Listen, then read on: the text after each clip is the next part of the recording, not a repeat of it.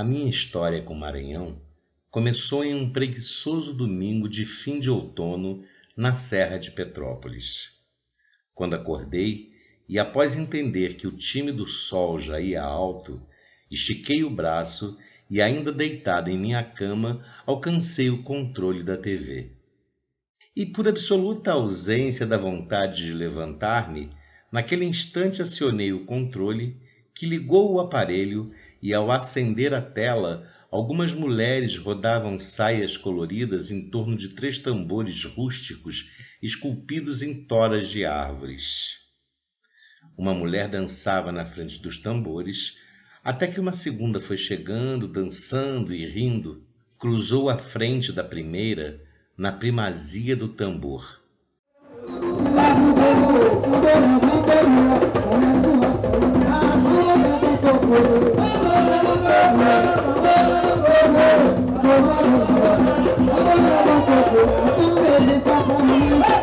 E ao finalizar sua participação na roda de dança, aproximou-se da que já estava e lhe deu uma umbigada, retirando-a da roda e passando então a comandar a dança, até que uma nova dançarina, pés descalços, se aproximasse dos tambores, dançasse, rodasse em um frenesi contagiante, e ao final uma nova umbigada.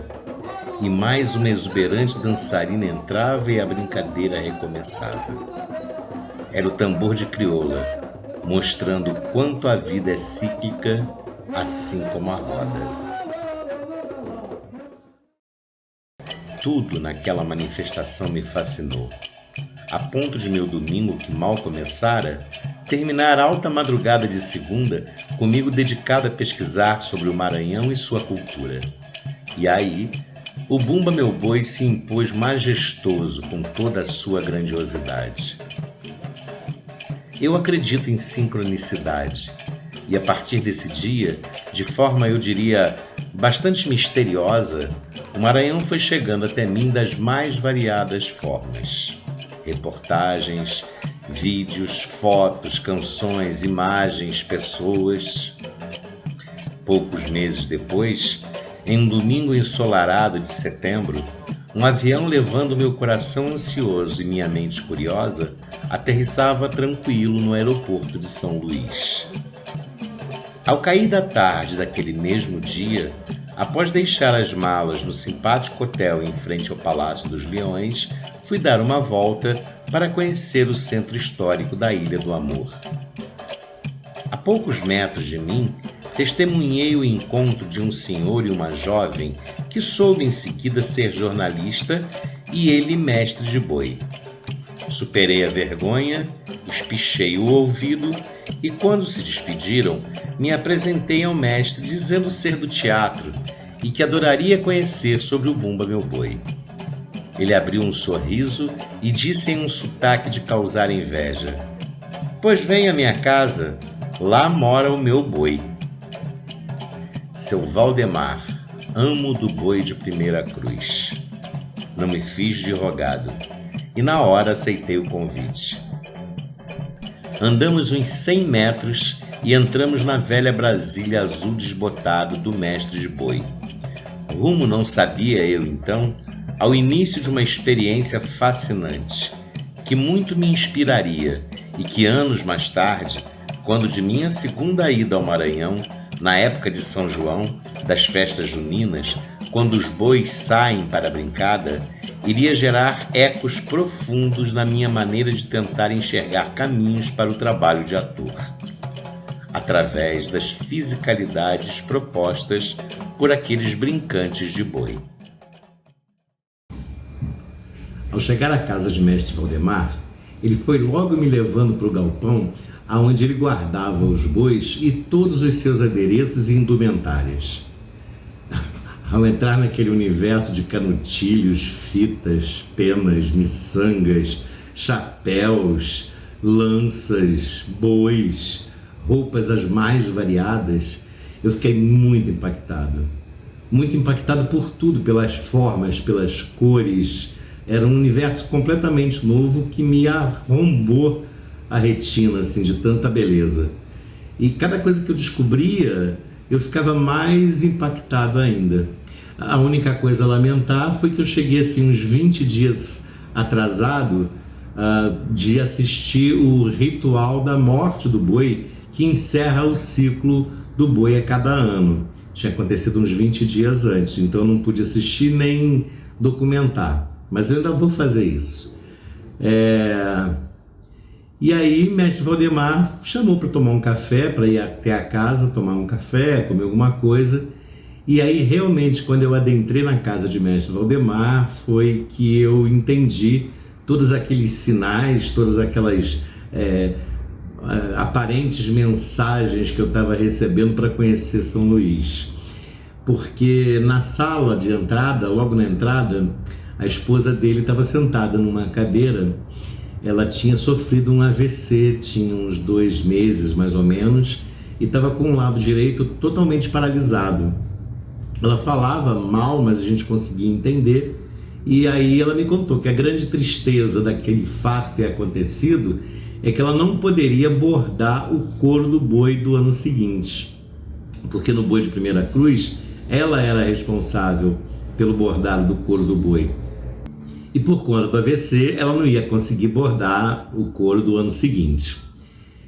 Assim que ela me contou isso, me emocionou muito, né? Eu senti a dor, a tristeza por aquele fato, e surgiu na minha mente imediatamente a personagem Clara dos Anjos, uma jovem bordadeira, costureira, que é a heroína do texto O Boi Bordado de Lua, sobre o qual nós vamos falar também bastante nessa oficina, porque ele foi montado utilizando um pouco desses princípios que eu vou abordar aqui. Clara dos Anjos estava com a casa dela, né, a cachola, assombrada por muitos fantasmas. E ela já não conseguia dormir, porque mal pregava os olhos, já vinha fantasma de tudo quanto é jeito que há, de tudo quanto é tipo que tem. E ela então resolve fazer uma promessa para São João, que se São João afastasse aqueles fantasmas da vida dela, ela ia bordar o manto de boi mais bonito que já tinha se visto. Um manto, um couro, né? Com fios de prata da lua, pérolas mais brilhantes do mar, escamas da encantada serpente que mora embaixo da terra, uma lenda lá de São Luís, e chamas de fogo a crepitar. Pois bem, ela parte em busca desses elementos para poder bordar o couro do boi, e cada vez que ela vive uma dessas aventuras, ela se cansa muito e adormece. E quando ela dorme, já tinha muito tempo que ela não dormia, então ela dorme muito ao longo do texto, né? E sempre que ela dorme, ela sonha com a história do Bumba Meu Boi do Maranhão. É a dramaturgia que revela toda a festa e é a origem do mito.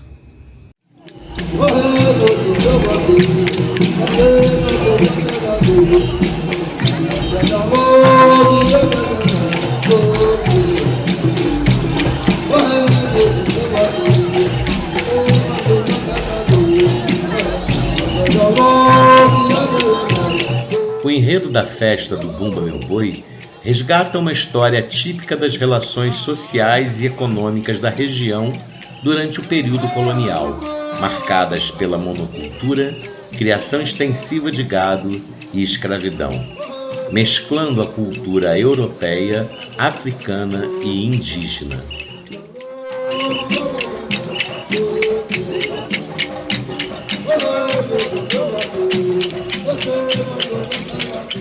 Numa fazenda de gado, o escravo pai Francisco mata um boi de estimação de seu senhor para satisfazer o desejo de sua esposa grávida, mãe Catirina, que quer comer a língua do boi.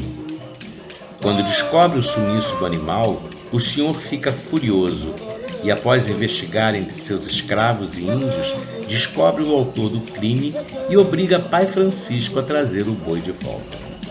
Curandeiros e pajés são convocados para salvar o boi, e quando o boi ressuscita urrando, todos participam de uma enorme festa para comemorar o milagre. O atual modelo de apresentação dos bois não narra mais toda a história do alto que deu lugar à chamada meia-lua de enredos simplificados.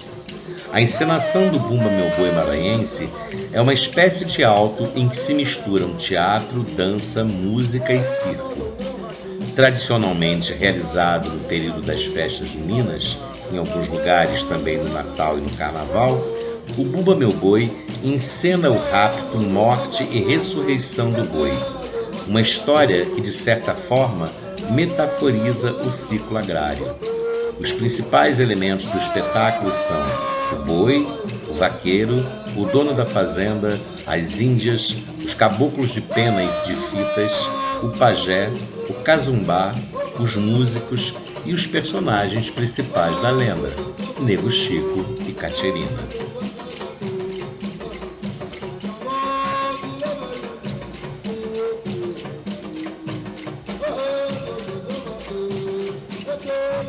O festejo se divide em 4 etapas. A primeira, ainda na preparação, é a fase dos ensaios. Eles se iniciam no sábado de Aleluia e vão até próximo ao dia de São João.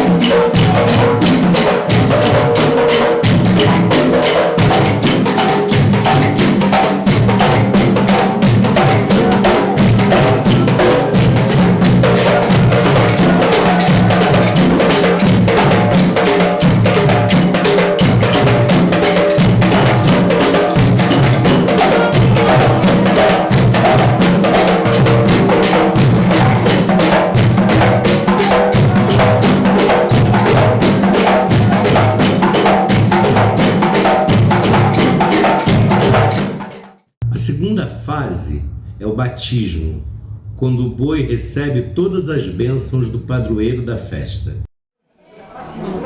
Presta atenção, rapaziada, vamos lá. Te batizo. Capricho dos fazendeiros. Só não leva sangue nos olhos, porque tu não és cristão. Te batizo. Capricho dos fazendeiros. Só não leva santos olhos, porque tu não és cristão. Te batizo, capricho dos fazendeiros.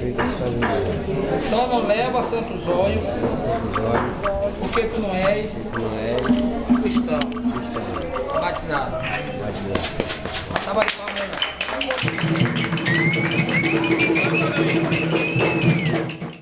A celebração com brincadeiras em todos os arraiais, durante todos os festejos juninos, é a terceira etapa. São chamadas de brincadas.